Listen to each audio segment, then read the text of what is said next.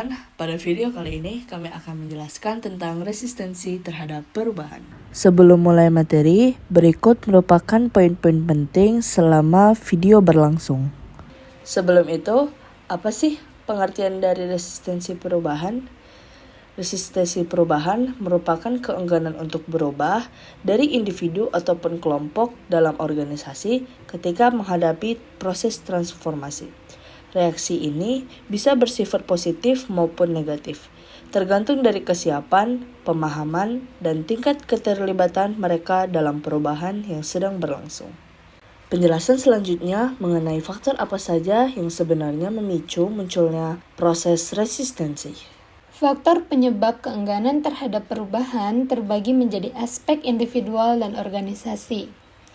Dari sisi individual, hambatan muncul karena kebiasaan yang membuat seseorang enggan melakukan pembelajaran ulang serta adanya ketakutan terhadap ketidakpastian masa depan. Selain itu, kepentingan pribadi terkait status dan rasa aman, kurangnya kepercayaan terhadap kepemimpinan, serta minimnya informasi mengenai tujuan perubahan seringkali memicu penolakan dari dalam diri seseorang. Secara organisasi, hambatan terjadi akibat adanya norma dan nilai yang kaku yang berbenturan dengan ide-ide baru. Hal ini diperburuk oleh inkonsistensi komunikasi dari manajemen yang tidak transparan atau membingungkan.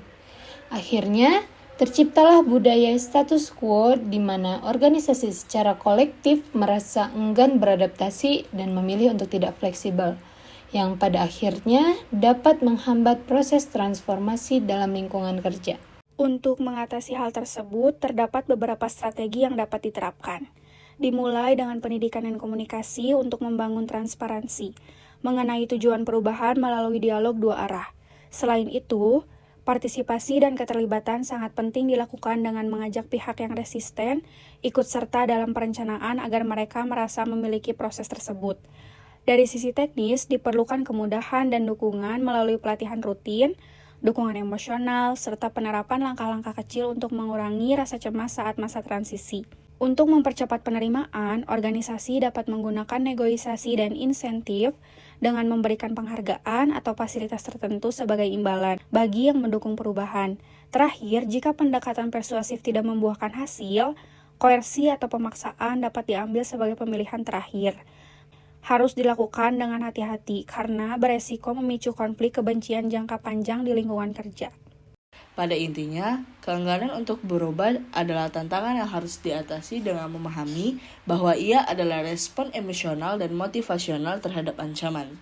Keberhasilan dalam manajemen perubahan terletak pada kemampuan pemimpin untuk mengelola ketakutan, memberikan dukungan yang tulus, dan mengintegrasikan karyawan ke dalam proses perubahan itu sendiri, bukan sekedar memaksakan teknologi atau prosedur baru.